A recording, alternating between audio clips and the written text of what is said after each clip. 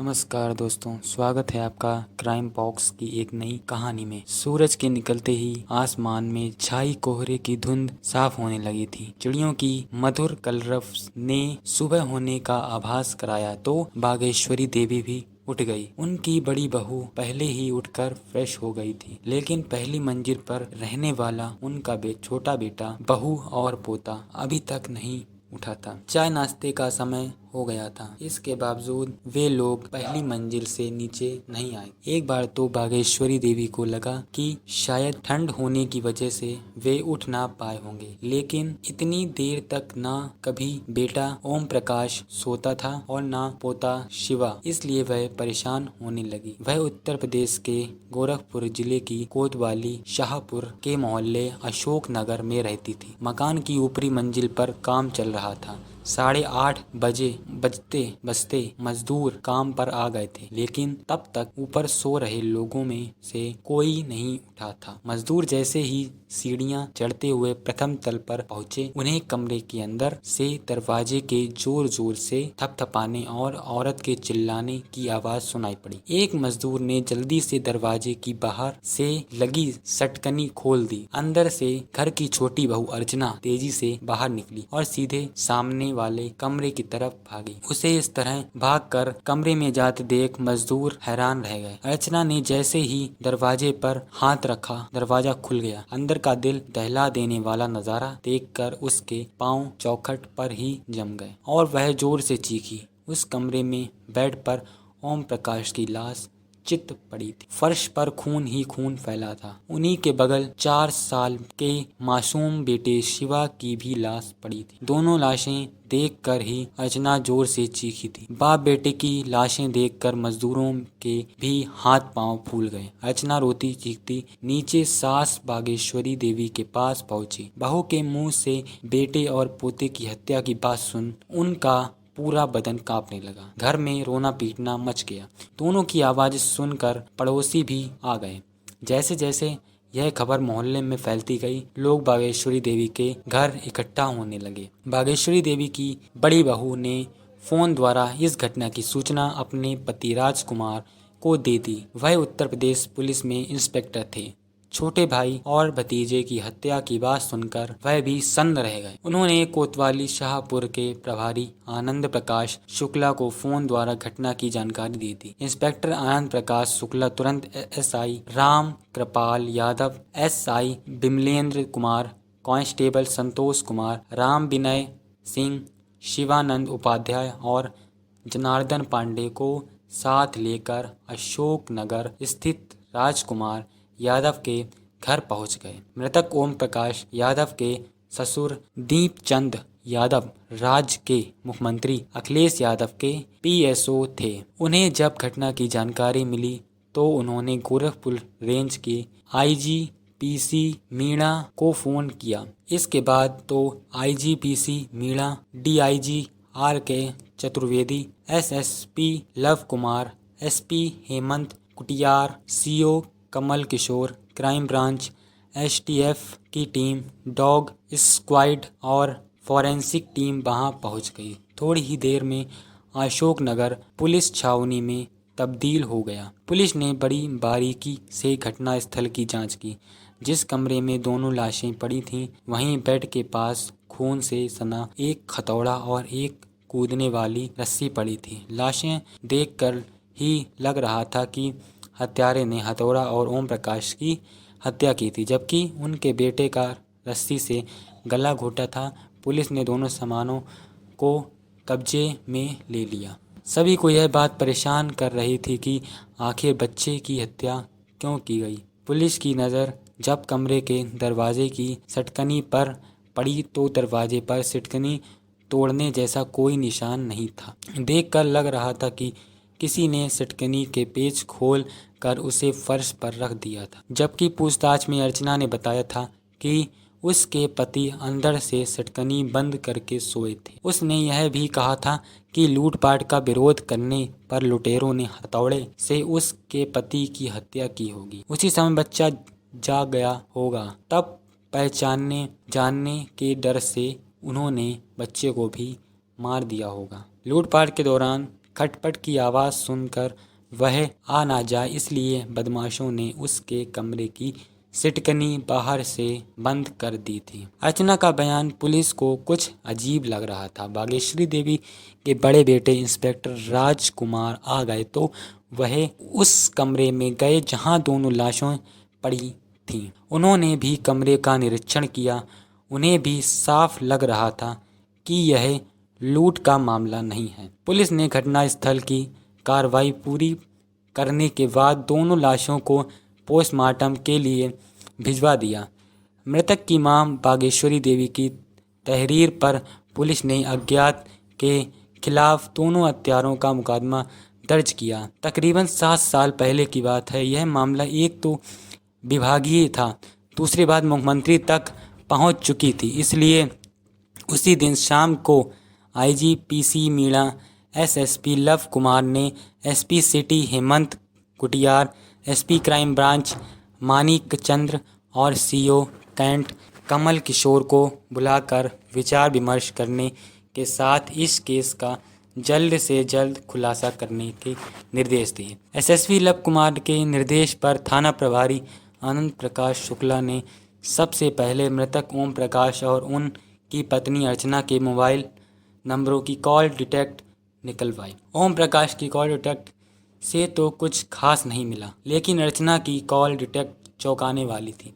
रात 12:30 बजे के बीच उसने एक नंबर पर कई फ़ोन किए थे। जांच में पता चला कि वह नंबर फिरोज़ाबाद जिले के स्वामी नगर के रहने वाले अजय कुमार यादव का था और उसके फ़ोन की लोकेशन दोपहर के बाद से लेकर उस समय तक गोरखपुर की थी। यही नहीं, इसके पहले भी उस नंबर पर अर्चना की दिन में कई बार लंबी बातें होती रही थीं। सारा माजरा पुलिस की समझ में आ गया। अर्चना शक के दायरे में आ गई, लेकिन पुलिस ने इस बात का एहसास किसी को नहीं होने दिया। अजय कुमार गोरखपुर में ही था, लेकिन पुलिस के पास उसका कोई फ़ोटो नहीं था जिससे उसे पहचाना जा सके। अजय कुमार के फ़ोटो के लिए पुलिस ने सोशल साइट फेसबुक खंगाली तो उसमें उसका फ़ोटो मिल गया, लेकिन फेसबुक पर पड़े उसके फ़ोटो देखकर एक बारगी पुलिस को झटका सा लगा, क्योंकि एक फ़ोटो में वह समाजवादी पार्टी के सुप्रीमो मुलायम सिंह यादव के साथ बैठक में था, तो दूसरे फ़ोटो में मुख्यमंत्री अखिलेश यादव से हाथ मिला रहा था। उन्होंने यह बात एसएसपी लव कुमार को बताई तो उन्होंने कहा कि स्थितियों से साफ लगता है कि इन हत्याओं में उसी का हाथ है, इसलिए उसे तुरंत गिरफ्तार करो, देर होने पर वह हाथ से निकल सकता है। मोबाइल की लोकेशन से पुलिस को पता चल गया था कि अजय कुमार बस अड्डे पर है। पुलिस को फ़ोटो मिल ही गया था, इसलिए 22 जनवरी की सुबह पुलिस ने बस अड्डे को घेर लिया। बस अड्डे पर भारी मात्रा में पुलिस बल देख कर अजय ने भागने की कोशिश तो की, लेकिन वह भाग नहीं सका।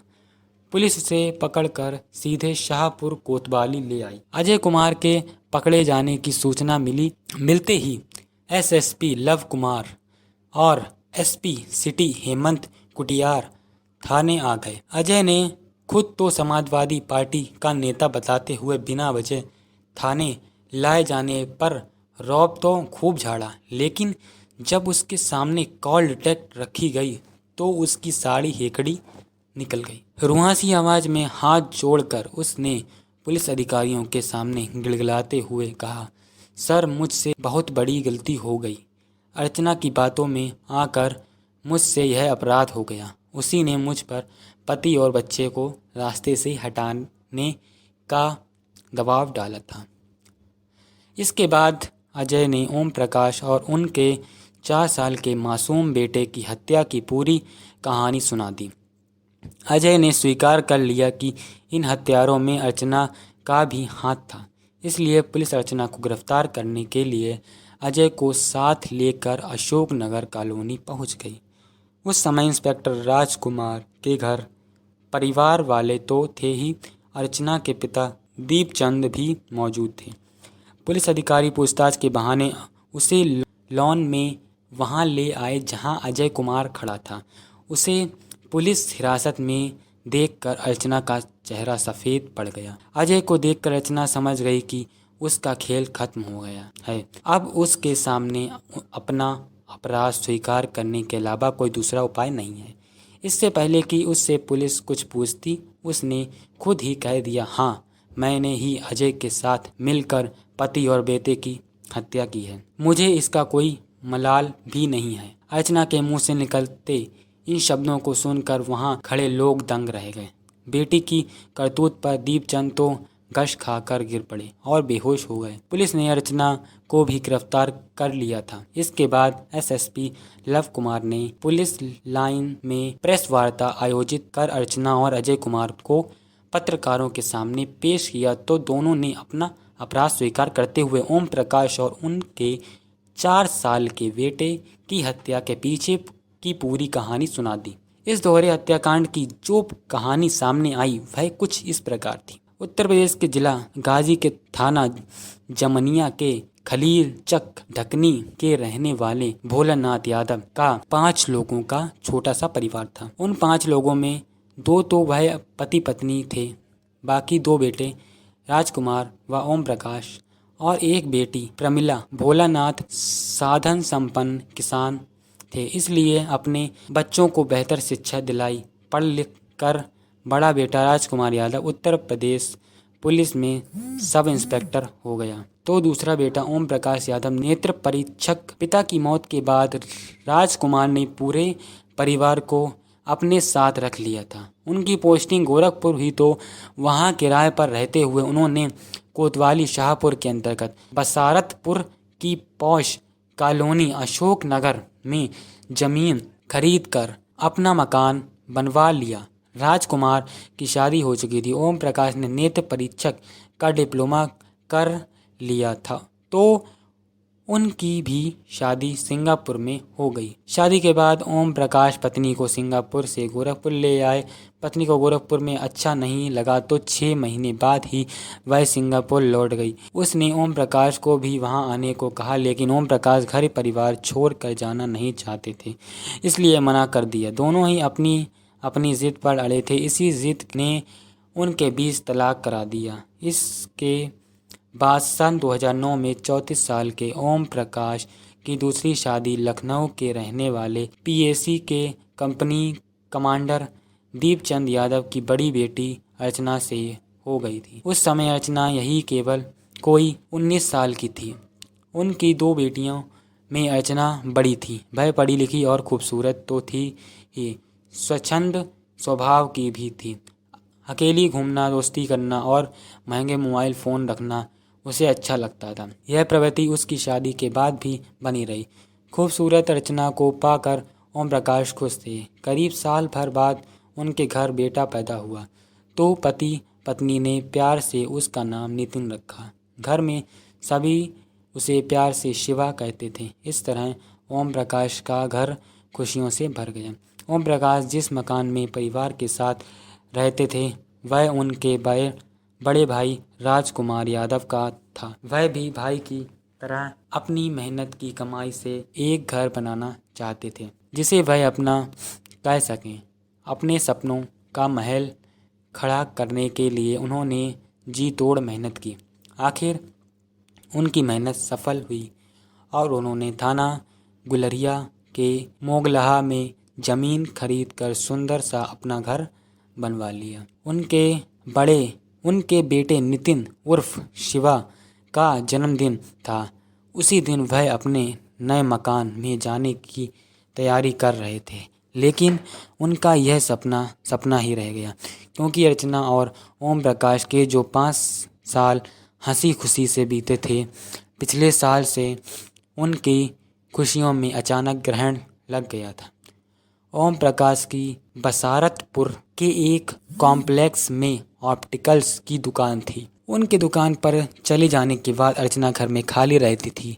बूढ़ी सास बागेश्वरी देवी और जिठानी नीचे के कमरे में रहती थी, जबकि वह पहली मंजिल पर खाली समय में वह टीवी देखकर समय बिताती थी या फिर मोबाइल पर सोशल साइट फेसबुक पर दोस्तों के साथ चैटिंग करती थी। किसी दिन फेसबुक के एडेंट फ्रेंड लिस्ट में प्रदेश के मुख्यमंत्री अखिलेश यादव से हाथ मिलाते हुए था। सपा सुप्रीमो मुलायम सिंह यादव के साथ बैठे अजय कुमार यादव पर उसकी नज़र पड़ी तो वह उससे काफ़ी प्रभावित हुई। उसने अजय को प्रोफाइल खोल कर देखी तो उसमें उसका पता गांव स्वामी नगर, थाना सिकोहाबाद, जिला फिरोजाबाद दिया था। उसका मोबाइल नंबर भी उसमें था। अर्चना ने अपने फेसबुक के प्रमुख पेज पर अपनी शादी से पहले की आकर्षक फ़ोटो लगा रखी थी। अजय की राजनीतिक पहुंच देखकर उसने उसे फ्रेंड रिक्वेस्ट भेज दी तो अजय की ओर से रिक्वेस्ट स्वीकार कर ली गई। उसके बाद उनके बीच चैटिंग शुरू हो गई।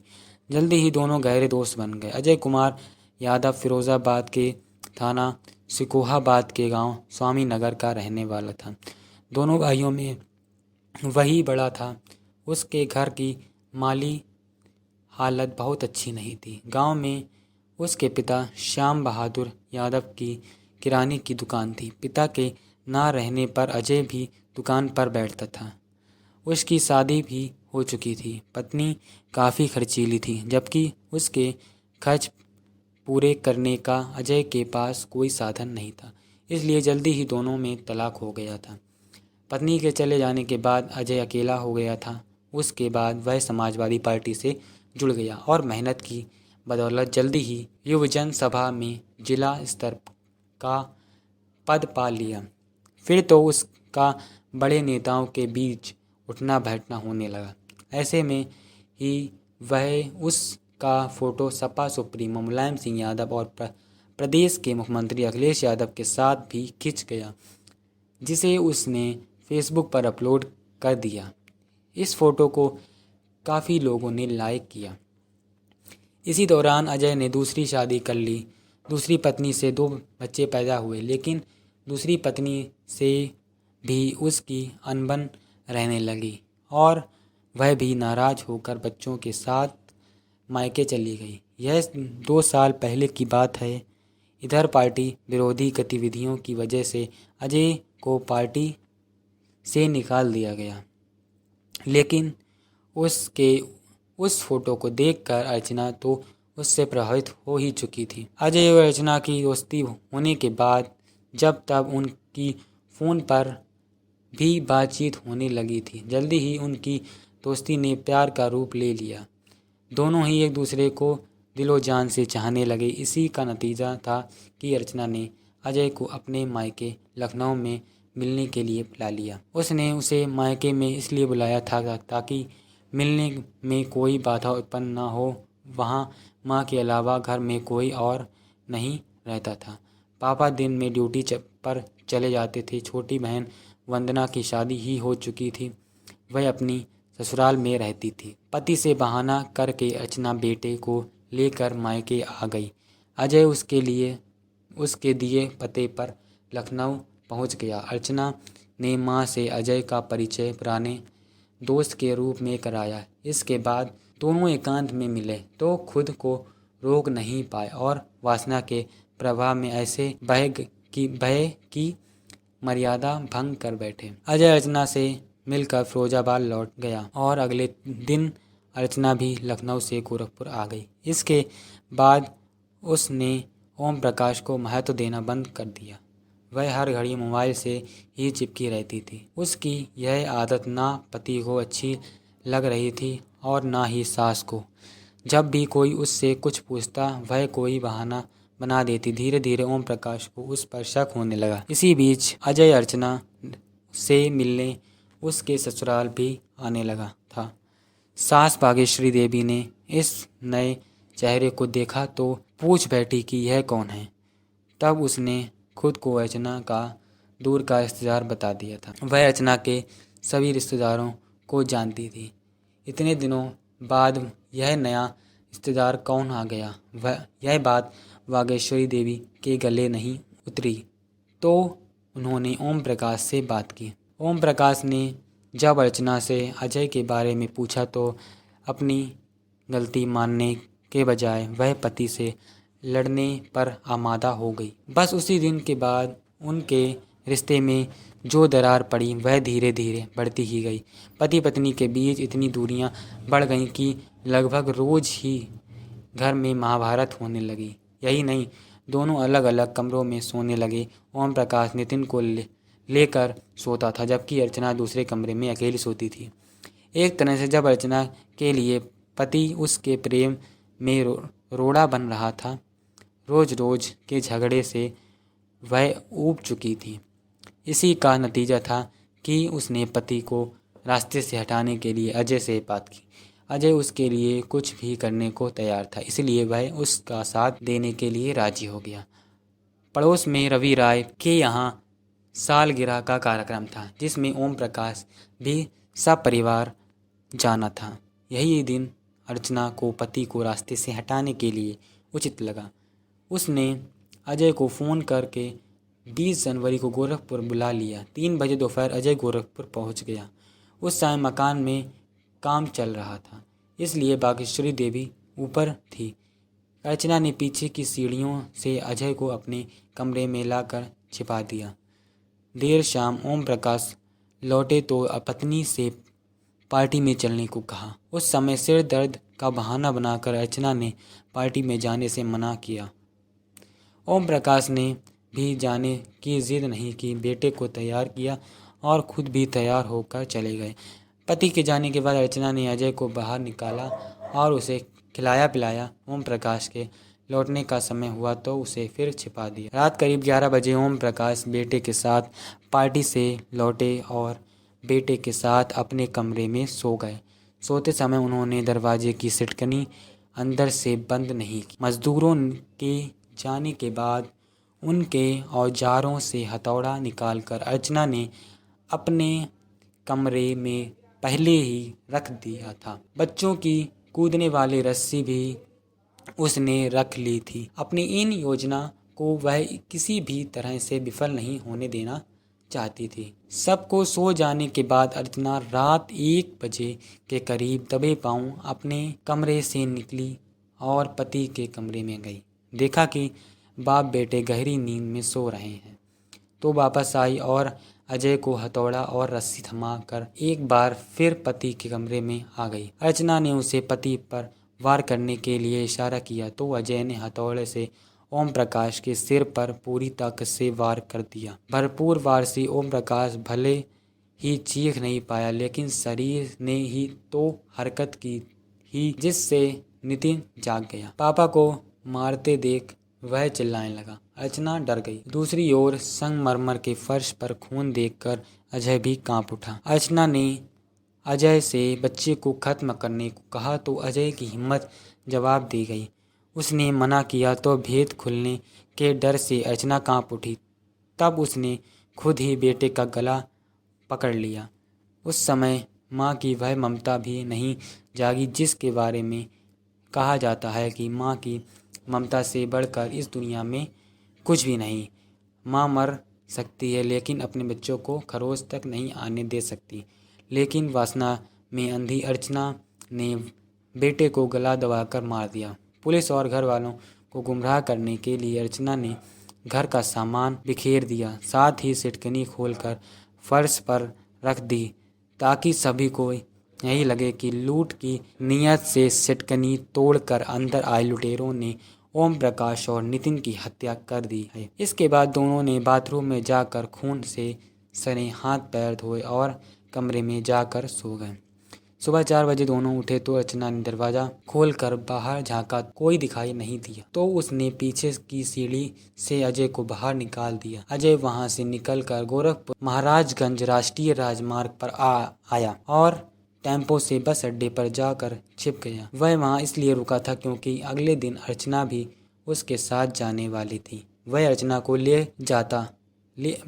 को ले जा पाता उसके पहले ही पुलिस ने मोबाइल की लोकेशन के आधार पर उसे पकड़ लिया। अर्चना ने प्रेमी अजय के साथ मिलकर जो किया उसकी सजा से उसे अवश्य मिलेगी। अर्चना ने प्रेमी अजय के साथ मिलकर जो किया उसकी सजा उसे अवश्य मिलेगी। अब उनकी बाकी की जिंदगी जेल की सलाखों के पीछे बीतेगी, लेकिन अर्चना को अभी भी अपने किए का दुख नहीं है। धन्यवाद।